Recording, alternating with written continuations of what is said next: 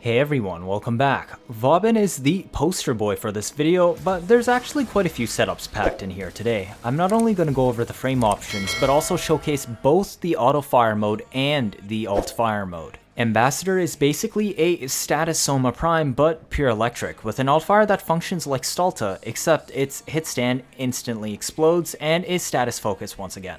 This weapon is in an awkward spot, but I'm going to show you today that there are ways to make it good. Perhaps one of its biggest benefits is the fact it's pure electric, but let's hop in. This is the Autofire Ambassador build I normally use. I actually don't have a Bane on this build because I can't figure out where to fit it in, but I would probably drop Prime Shred for it, which I really don't want to, but this pushes it up to single target DPS, i.e. if you wanted to do DEMOLYSTS with it. Alternatively, you can drop the two viral mods for the Bane and Hammershot if you want to outsource viral to Epitaph or Panzer, but this is the general basic build. We're skipping Serration because we have primary Merciless for our base damage and some bonus reload because this weapon has a base 2.6 second reload. Galvanized Aptitude will also come into effect from the sustained firing, with both of them granting a total of at least 520% base damage, even without Serration. The weapon only reaches 42% critical chance, but we are still slotting 100 munitions to deal with armor. In fact, we can take even more advantage with this with some synergy later. Critical delay for the extra critical chance this weapon desperately needs, and the small con is covered by Prime Shred and Arcane Acceleration. Vital Sense is standard, and Vigilante Supplies both activates the Vigilante set bonus and covers our bullet hose ammo economy. This build is going to be accompanied by a generic carrier build with ammo case. You can fill the remaining slots with radar, holster reload mods, vacuum, etc.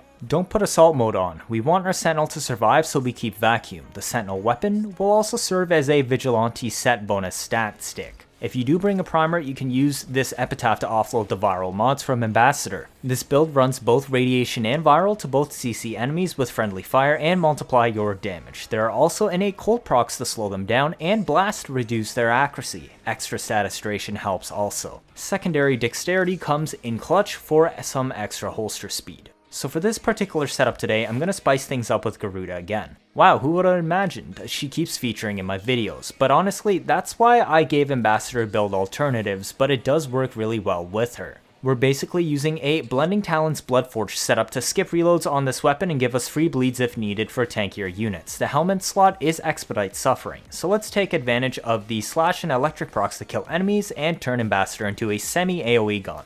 I said this is a way how to make the weapon good rather than just a weapon review itself, keep that in mind. This is the reason we had Prime Shred on the build so that we can kill as many status procced enemies as possible with Expedite. We are only running 45 efficiency, so Bloodforge serves both as energy refill and instant reload. Blending Talons turns her 4 into an instant cast AoE around you instead of the annoying long cast frontal cone. Arcane Energize helps out with that 45 efficiency, and Arcane Acceleration gives us more fire rate to stack and helps in case you chose to dump Prime Shred, like against Demolists. 199 Strength both gives us a 1.99 times damage multiplier on the Expedite cast, as well as surpassing the 134 Strength requirement for 100% bleed procs on Blending Talons. Vigorous Swap for the extra damage and easier priming. Natural Talent makes all her abilities faster, including her Dread Mirror you should be casting to keep an invincible frontal shield and steel path. Combining Brief Respite and Rolling Guard and her Dread Mirror will let you survive easily. Shield pops? Roll Caster 1 and we instantly max back to 75 shields with Decay Dragon Key for full shield gating. We can do this because our Epitaph also has 2 Augur mods, so we have a total of 230% energy to shield conversion, and Dread Mirror would grant 89 shields. And finally, Prime Shred footed as the token Exilus. This is optional though.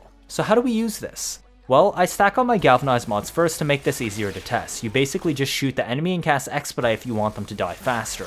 Optional single target or AoE killing with one button.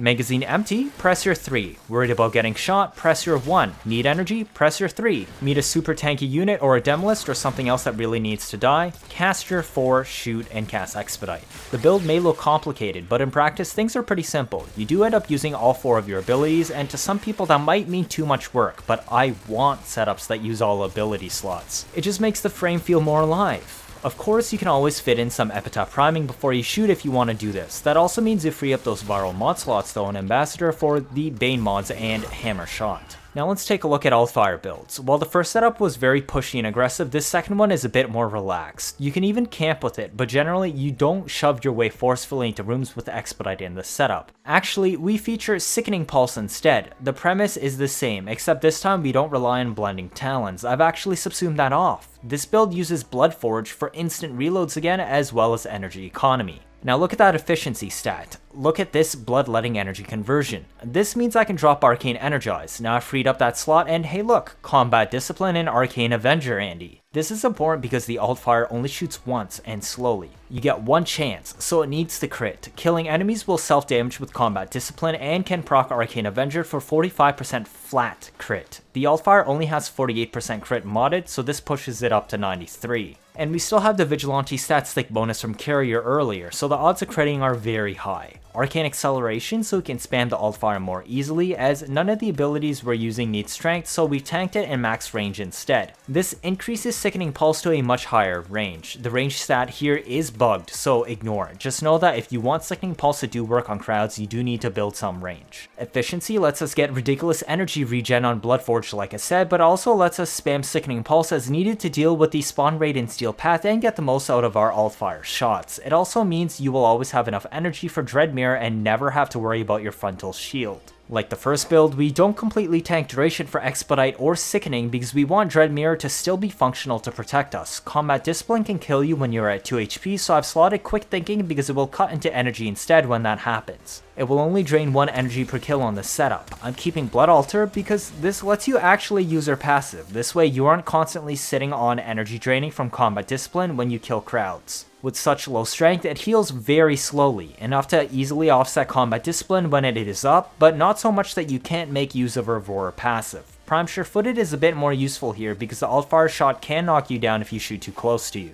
This is the Ambassador Altfire build for Garuda. This is one of the rare builds with Hammer Shot because we want to reach 100% status to guarantee electric procs on everything we hit. So high voltage, Hammer Shot, Gun CO, the whole shebang. We're simultaneously increasing our status chance, base damage, and crit damage as well this way. Like I said, the weapon only reaches 48% critical chance with critical delay on the Altfires, hence why we ran Arcane Avenger and Combat Discipline. Proccing Arcane Acceleration is extremely easy with the AoE since you hit multiple enemies, and will actually push the charge rate down to 0.59 seconds, so you don't have to worry about this 1.25 second charge time in the arsenal. Galvanized Chamber pushes the weapon to 3.3 bullets at max stats. This is important because while Sickening Pulse adds 10 electric stacks, it still has to deal with armor, and it only adds 1 slash tick. So if we face something way too tanky, Hunter Munitions will still be the way to go since electric DOTs don't ignore armor. Finally, Tainted Mag fills the final slot so that we don't have to reload as often. This isn't a strict shot DPS increase, but more quality of life since Garuda can instantly reload with Bloodforge. If you really want max DPS per shot, I would recommend slotting Stormbringer in here, which is actually what the Vauban and later builds can use. Showcase time? So in Steel Path, spawn density is much higher, meaning you will get enemy trains going to you. Actually, I'm going to switch to Primed Bane Grenier. We will spawn Draker Manic Bombards and I will clump them together. Now I prime with Epitaph, shoot Ambassador, and cast Sickening Pulse. You can even shoot Ambassador multiple times, that's why we ran Tainted Mag. Now let's try again without a primer. Not bad, right? Now let's try without clumping at all and just a single enemy, no primer. A little bit lacking, but that's why I designated this as an AoE setup. Time for our poster boy. If you didn't like the more complicated playstyle of Garuda, I got a simple one for you. This is Boobin, the best usage of Brain Dead Ambassador Altfire play. We go max range and efficiency. Strength is useless since we can't get high enough strength for Overdriver to be useful, so we only presses 3 and 4 in this build. Both Sickening Pulse and Vortex benefit from range, so we go all out and max it to 280. This gives Vortex 28 meters pull, and Sickening has even more than that. The principle is just we have a very big suck Vortex that pulls in everything that gets too close for the entire duration. 175 efficiency, so you can just spam Vortexes and Sickening Pulses around you as you want. The remaining mod slots are just Victor Swap for Epitaph Primer setups, Prime Sure-Footed because of Altfire Knockdown, and the same Combat Discipline Arcane Avenger setup from before. Even Arcane Acceleration. This build doesn't have Rolling Guard, but do you really need it? I guess you could drop Streamline for it if you really want to. You could honestly run Streamline or Flow, it doesn't really matter. As I've said, the Altfire builds are nearly the same and just a tiny tweak from Garuda's version. You want max quality of life for faster reloads to shoot into the vortex whenever things get sucked in? Use Prime Fast Hands. Want the hardest hitting DOTs? Go Stormbringer. Personally, I'm taking Prime Fast Hands for that sweet 1.4 second reload. Rest is all the same as I showed earlier. Same Epitaph build, same carrier builds. Let's spawn them in again. You hop up, toss your vortex, shoot some Epitaph and shoot your Altfire, then cast Sickening Pulse. Easy and dead. This thing is deadly when Avenger is procced. Let's just spawn them again to see the show. See how Vortex is still sticking around? This is why I once again didn't completely dump duration and kept it at 105. Easy gameplay for chill runs if that's what you want. Now how about some more options? Well, this is Nidus. The build is literally identical to Vauban except we have Rolling Guard instead of Prime Continuity. This is because Nidus doesn't have shield gating, so Rolling Guard is more important. You can still just maintain your mutation stacks above 20 though. This build uses flow instead of streamline, but like I said for Vauban, it doesn't really matter which one you pick, just having one of them is enough. We're still running the same combat discipline Arcane Avenger and Arcane Acceleration setup. So how does it play? Well, you press 2, you prime and alt-fire the Ambassador, then you cast Sickening Pulse. That's it, let's see it again. And easy clap. Finally, we got one more frame again. This one is Zephyr. She is built the same as both Nidus and Vauban, but she has one extra bonus. Her passive grants you 150% extra crit chance while in the air, meaning your Ambassador will hit even harder now. Anchored Glide is an optional mod because I hate Zephyr's float, but if you don't mind it, I would recommend running Flow or Streamline here for better energy economy. The rest of the build is literally identical. Our final damage test. You cast 2, you prime, you alt-fire Ambassador in air, then you cast Sickening Pulse. Easy peasy, even higher damage than both Nidus and Vauban.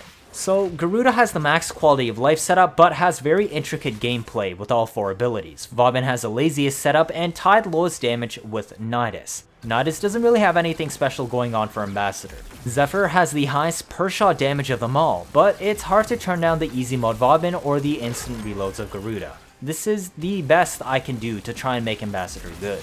If this is your first time watching, feel free to leave a like or, better yet, subscribe. Let me know your thoughts down in the comments. 79.5% of you are not subscribed. I'm trying my best to get you new information out always as soon as possible, like I've done with covering the Tempest story and the Sisters of Parvos updates. Stick around if you want to see interesting memes and builds on a nearly daily basis. I'm also preparing to get you the info first once more new war info drops. You don't want to miss out on any of that, do you? That'll be it for this video. Thank you all for watching and see you all next time.